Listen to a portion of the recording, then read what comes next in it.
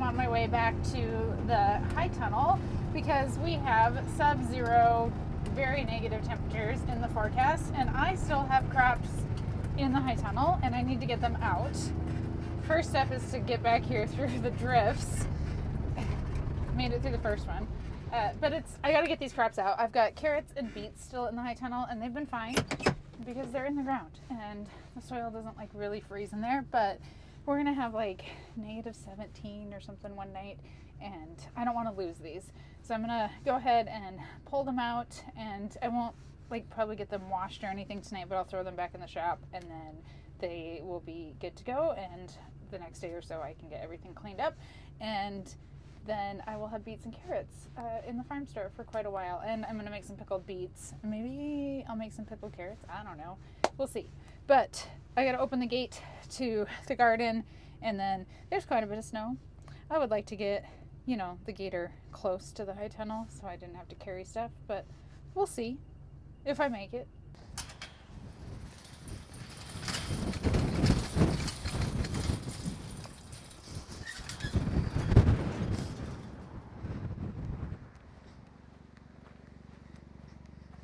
I'm gonna put the gator in 4-wheel drive before I attempt to go back there.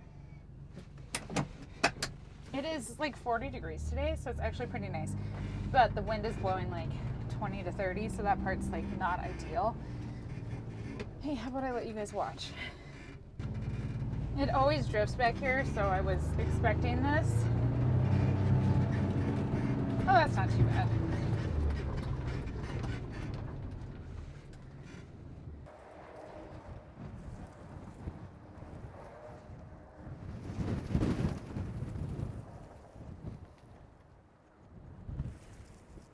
What's left growing in here is stuff that I planted in, I think it was like the end of July. I actually filmed it way back last summer. And so I just kind of harvest things as I need once we get into like November, December. So I have pulled some stuff out of here and used it. So like most of the celery is gone. It has died. It does pretty decent in the cold, but it doesn't live forever. And then, like I said earlier, beets and carrots are the goal today.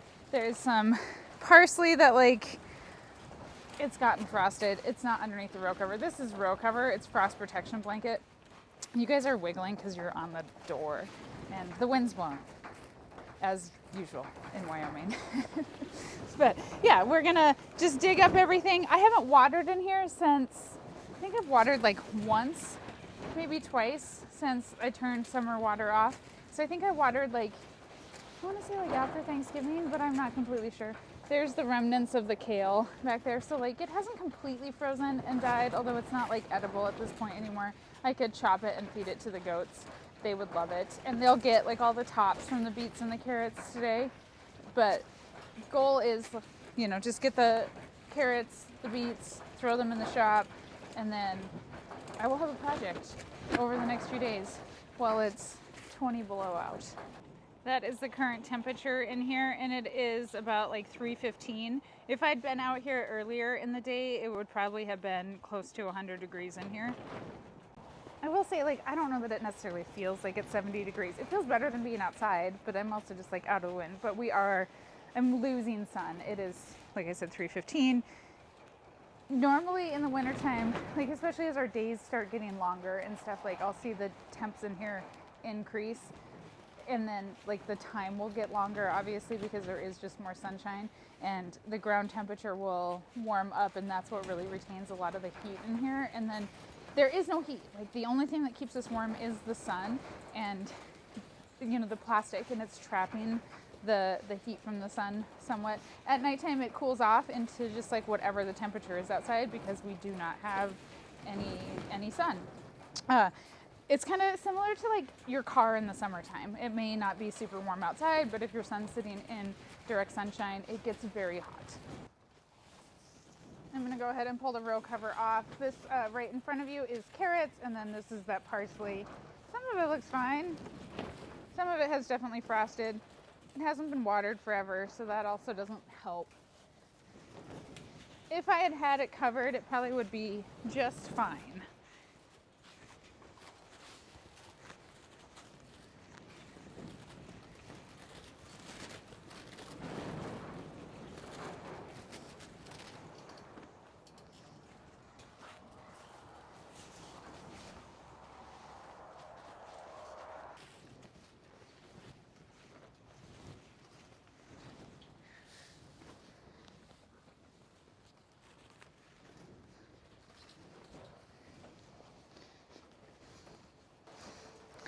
don't love being in here when the wind is blowing like this, just because I have lost covers before. I don't, like, it's not blowing enough that I'm gonna lose a cover, but I just don't love listening to it. It's loud. It snaps sometimes, and so you'll see it, it'll kind of like get a wave in it, and like my plastic's not great. I need to replace both covers. I do have the plastic here on hand, but it needs to be 60 degrees in order to stretch a cover. So it's definitely not the time of the year to stretch a cover. I will be doing spring gardening like I always have, and so having harvestable crops the first week in May, and that will be for Edible Prairie Project's Veggie Basket program and for the farm store. And so well before, like, our average last frost date is May 20th in the springtime. So I will start planting like in March. I need to order seeds and plan the gardens and get like stuff started, like cabbage and kale and stuff. Like, I'm almost at that point where I need to start stuff, which is exciting. Can already tell our days are getting longer. This section right here, I had my cedar like not set right, so it's super thick. So these carrots I'm sure will be pretty small.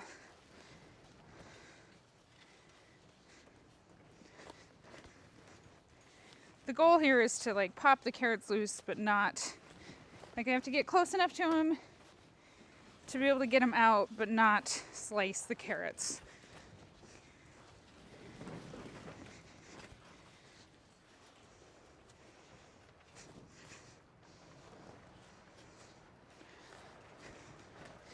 I think beets I'll be able just to pull out, I'm hoping. But even when I'm watering consistently, usually have to dig carrots. There was some cilantro down here too. Some of this is cilantro and not carrots.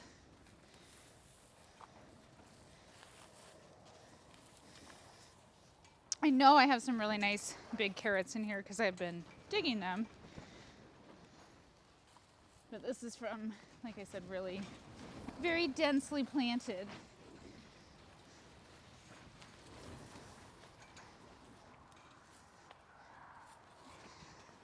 Oh, carrots in December, January. It's not even December, it's January.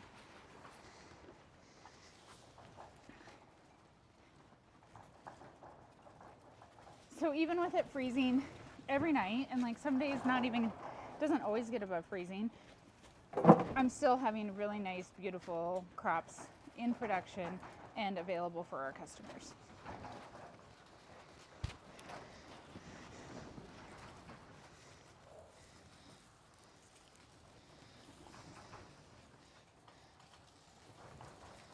The goats will be very happy to get all of the tops.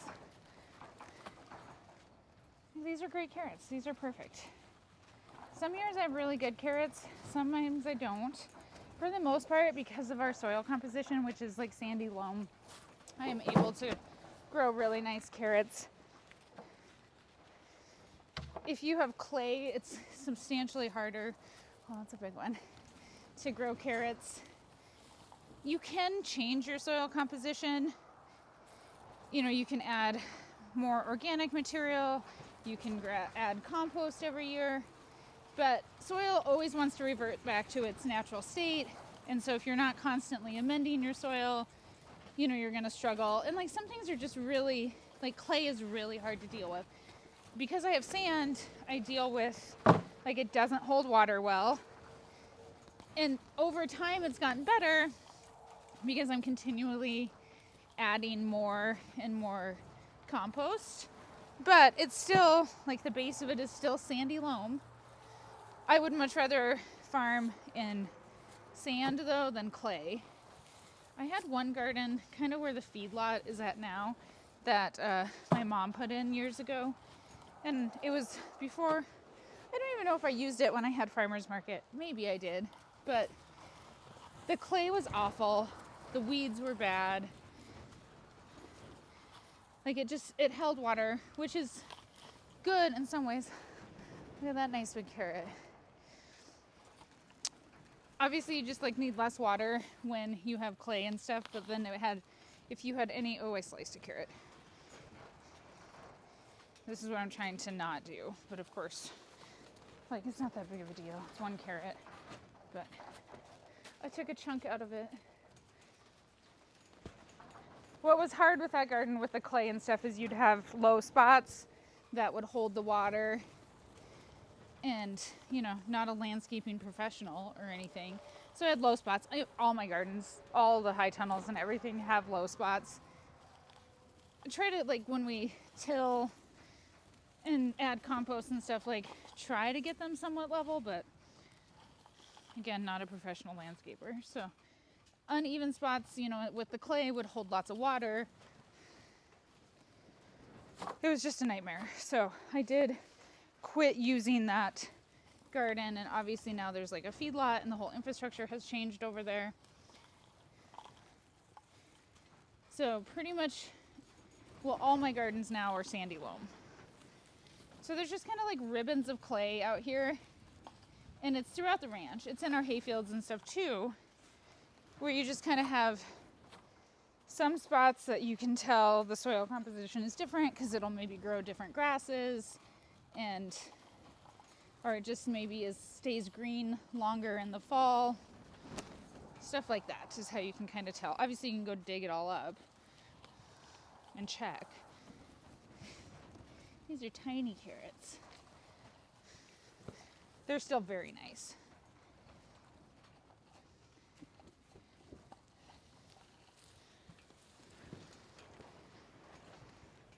I only brought 4 buckets, so that's not going to be enough. Okay, 1 row done. How many rows do I have in this bed? 1, 2, maybe either 2 or 3 more? Hard to tell. This time of year, the gardens are not pretty.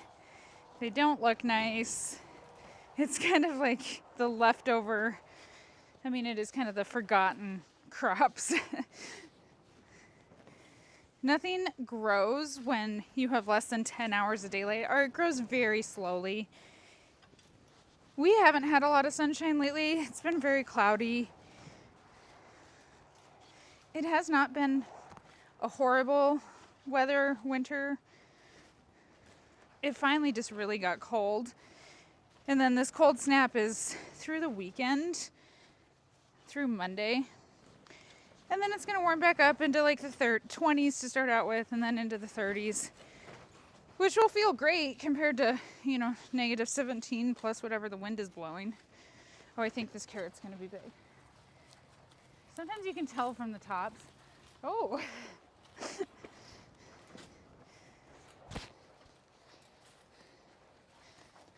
There's a big one. That's my hand. Good carrot.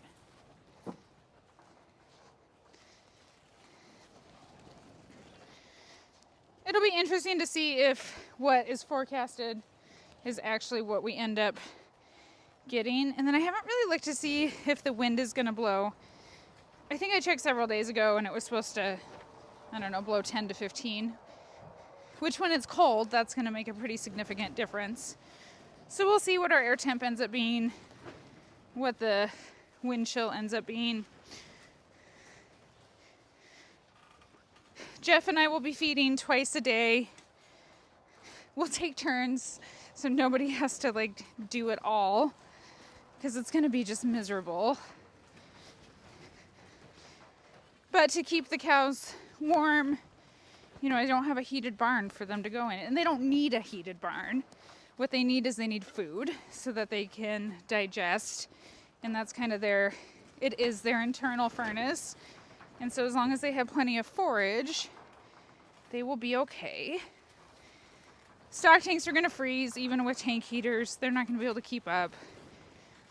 It's going to be just not a great few days, but it'll be all right.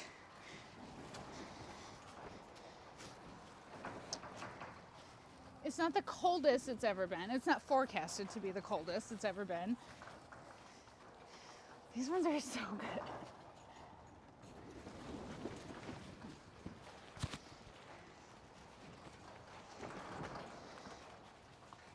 My plan is to film through the weekend and do another video for you guys next week, and so we can see how the cows do and everything through the storm. I'm sure things will break. Just preparing for that.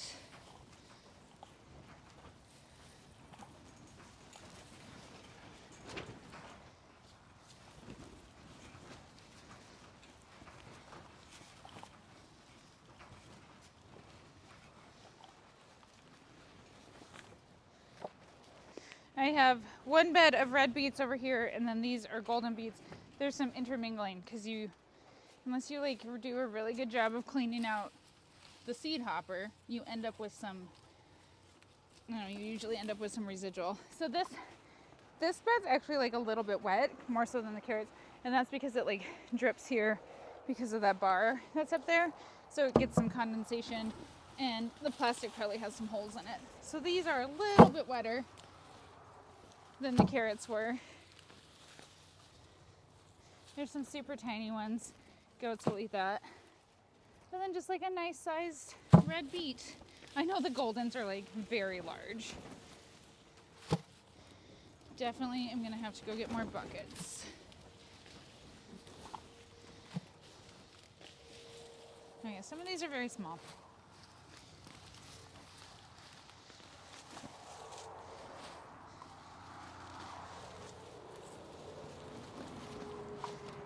Normally I would just leave like the small ones out here, but I will give them to the goats and the chickens and stuff. They could use some snacks this time of the year. There is like 2 rows that like just didn't do anything. And that's kind of partly because of like what I've found over the last several years of having high tunnels is, especially in the spring and the fall, like your warmer parts are in the center, and then like your ends don't get as warm, and that runs true too for like this long side. So my tunnels are oriented east and west, and then that is the north side over there. This is the south side. So in the summer or in the winter, like primarily my sun's coming in, through here just because the sun is lower in the horizon, and I don't have that direct on top heat and sun penetration. And so I do find that like this bed, as we move into fall, you would think it would kind of stay warmer, but it doesn't. Also, I'm losing more heat out the sides. So right now there's a little bit of snow, but like these aren't airtight. There's definitely some of the plastic is worn through. There's holes. The board on the bottom is not completely like it is on the ground, but like it definitely leaks air in some spots. So, and then I think when the wind blows at nighttime from the south, like this is getting some draft. Even with the frost protection blanket on, it's still going to get some draft. I had other stuff planted in the middle though, so this is where this stuff had to go. And it's fine. They're just smaller. I do try and keep the dirt in the high tunnel. Do try and shake stuff off. I will still end up with a pretty substantial amount of dirt that I end up taking back to the shop with me, which is fine. I usually do actually bring it back though. I worked hard on this dirt. I'm gonna keep it where it's supposed to be.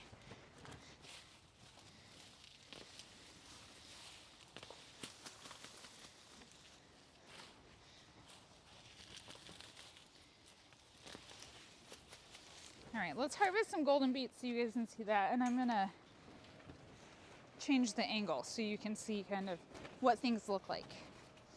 Here's the like 2 smaller, like there's just nothing here. Goat treat. But this bed, or this row in the bed, has decent sized beets. And then over here is the golden beets. They're gonna be, several of them are very big, and they are popping up through the top, which is normal. That's how beets kind of grow. I think there's going to be some big ones over there. There's one. I'm not a huge beet fan. It's not like my favorite vegetable. I do like the golden beets better. This one's ginormous. I like golden beets better than I like regular beets, red beets. They taste less dirty to me than red beets do. Oh yeah, look how big this is. I think as I've gotten older, I will eat more beets. I like them than I used to. I like them roasted. I don't like them boiled. Still just like not my favorite vegetable.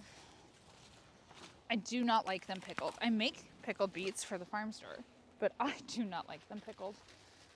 I'm gonna pickle golden beets this year. I've never done that. I'm gonna use the same recipe as I do for the red beets, but we'll see how those turn out. I think people will really like those. I sell a lot of pickled beets. People really seem to enjoy them.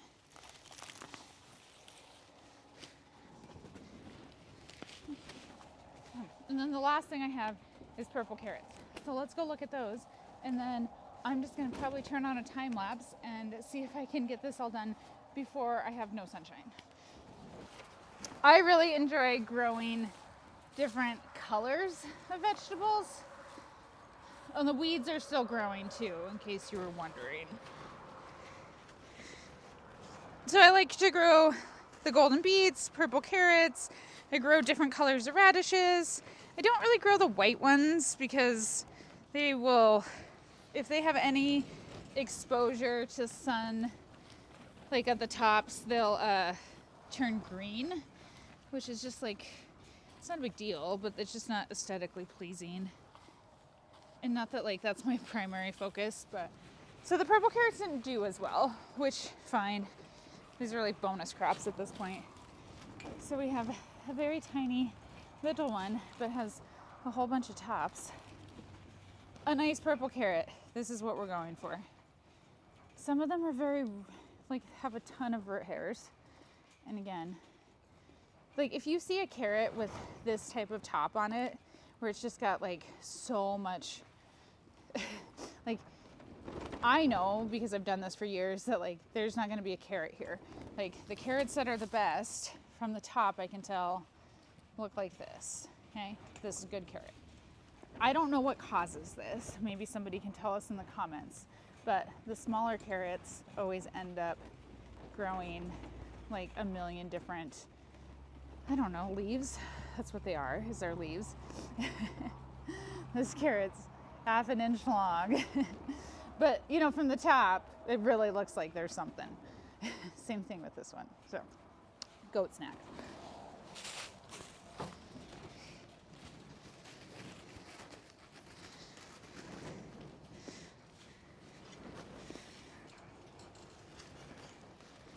I don't remember what variety of purple carrots these are. I had, I think, a couple different varieties last year because I couldn't find. I think I used to grow purple haze. I don't know if I can find that anymore. Tiny, tiny, tiny. Here's a good one. And then some purple carrots are purple throughout, and some are not purple throughout. So that's actually kind of like white. See if I can get it to focus. Can you focus? I'm a beauty influencer. That's what they do. So it's white on the inside. It is hard to find a carrot that's purple. There are some varieties, but it's hard to find a carrot that's purple completely through, and it's expensive. And, you know, when you're growing like at scale, you know, I have to decide, is it worth the cost of that seed? They're not as popular. People don't love the purple carrots as much as the orange ones. I have a few customers that like absolutely love them. And purple vegetables are higher in antioxidants. So you should be eating purple vegetables.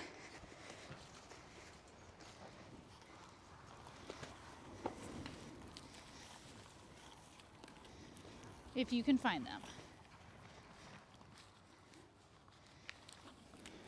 Ooh, nice one. All right, I'm gonna turn time lapse on and I'm gonna try and do this super quickly. It is 3:44. It's not like sunset time yet, but my mom's house shades this. And so we're gonna drop temperature very quickly and it's gonna get chilly in here.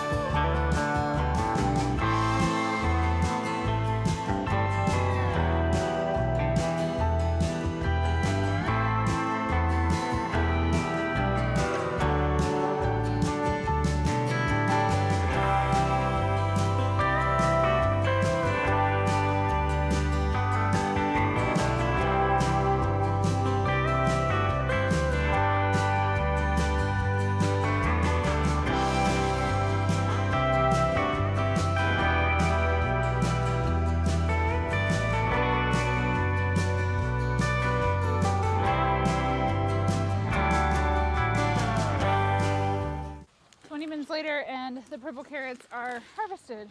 They don't all fit in the bucket, and so I just have a pile, and that's what I'm going to be doing with everything, is just making a pile. So I wanted to talk about how part of the reason I'm able to grow stuff or have crops this time of the year is not only from the soil temperature and the heat from the sun, that's also because there are certain plants that are cold hardy. So beets are one of those things, carrots, cabbage, like anything in the cabbage family, bonus carrot. They're all cold hardy crops. You can find lists of cold hardy crops on the internet. But things like, what do I always grow? I mean, you think about like what I grow in the spring high channel: lettuce, spinach, rainbow chard, kale, bok choy, lettuce. And there's certain varieties that are heat tolerant and stuff too, and so I grow different varieties of lettuce in the summertime and then different varieties in the winter. But part of the reason that the plants are able to survive is because when they are exposed to cold temperatures, then they develop more sugars, and that sugar helps protect them from freezing. And so what happens is we move into like springtime and stuff, the plants will actually drop all those sugars out of their leaves, and then they'll become more susceptible to frost. And so if we have like in the springtime, if I have like a whole bunch of like really hot, warm, sunny days, I actually will end up like opening up the high tunnel so that it doesn't get super hot in here for very long periods of time, so that we don't lose all of the sugars in the plants that are helping keep things from freezing at nighttime. And then in the fall, you'll often hear me say, like, there's certain crops that I don't want to harvest until like after a frost. And so like sweet potatoes, beets, carrots, even like cabbage and stuff, like you can harvest them before the frost. It's not that you can't, but they actually get sweeter and they taste better, and it intensifies their flavor if you wait till you get a few frosts. And so then that's putting those sugars back into those plants, and there is nothing better than a carrot that has been through a few frosts in the fall, or like these ones that have been through several. Like, they just have such a much more intense flavor. So yeah, that's some interesting things about plants. Like I find some of the stuff about plants and how things grow and stuff just to be fascinating, and it's all just stuff that I've kind of learned over the years. But yeah, cold weather makes vegetables sweeter. You got it?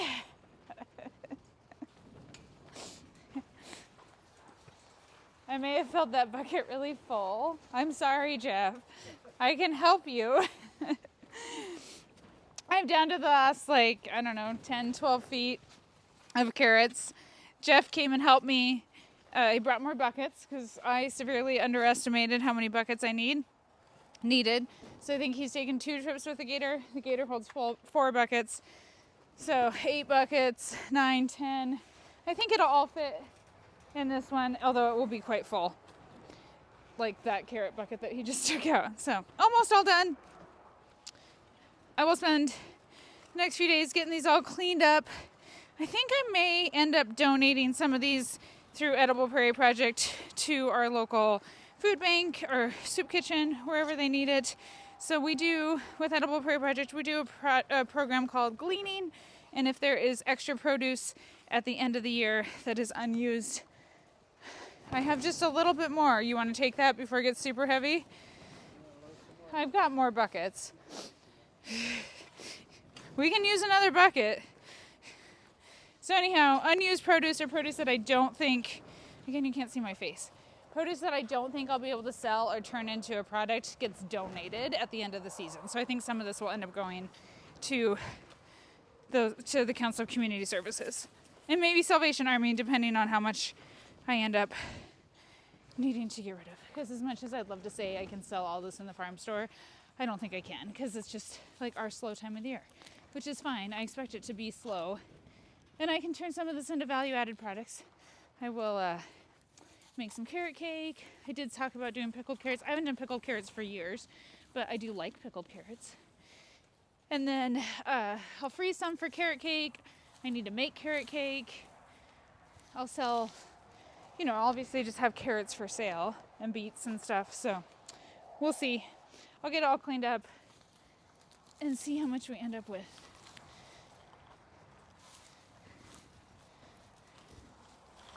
Some grass growing.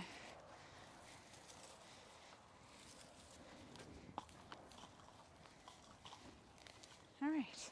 Oh, there's one more. That's it. Okay, it's 4:46, and now the temperature is just above 40 degrees in here. Thank you for your help. I severely underestimated how much stuff was here. I guess I'm out of practice. So that's the first harvest of 2025. Wait, no more harvest till May, except for microgreens. Those are every week. So, first harvest of 2025 or like the end of the season 24. I don't know. Either way, it's done before the sub-zero. Are you ready? I am. Hey. Not. You're gonna be okay. Yeah, it's, once it gets to 0, it's all the same. So. Well, not really. What's the coldest you've ever been in? -10. Okay. So you lived in Pennsylvania. Yeah. So it's been several years, but you have been through winter. Yeah. It was 20 years ago, and I was, much younger.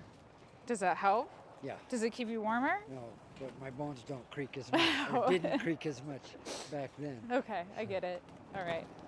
I was telling them I don't know how much the wind is going to blow, but there is like one of the nights is like -17. Yeah.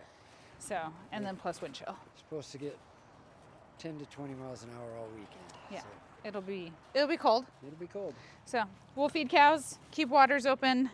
That cow tank's going to freeze. The big one. Yeah. Maybe.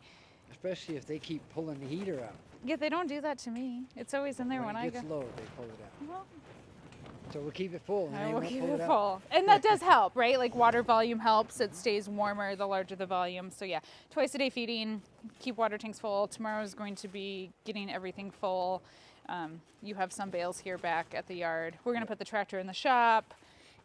Getting a new furnace for the shop because that quit this week. So Just in time. Just in time. So the shop will have heat. The tractor will go in. Love to put the bobcat in if we can like Jenga that in. I think it'll be fine in the barn. Yeah, we could do Just that too. Out of the wind, so Out of the that wind. everything doesn't freeze on it. Yeah. So we'll do some rearranging and get ready for it. And I'll film and we'll check in with Jeff at the end and see if he survives. I bet I do.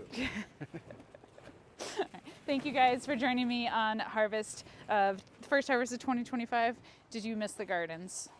A little bit. Yeah. It's kind of nice. It's- It is nice in here. It smells like soil. Like it's nice when the sun is shining. You kind of missed out on the sun shining, but Yeah.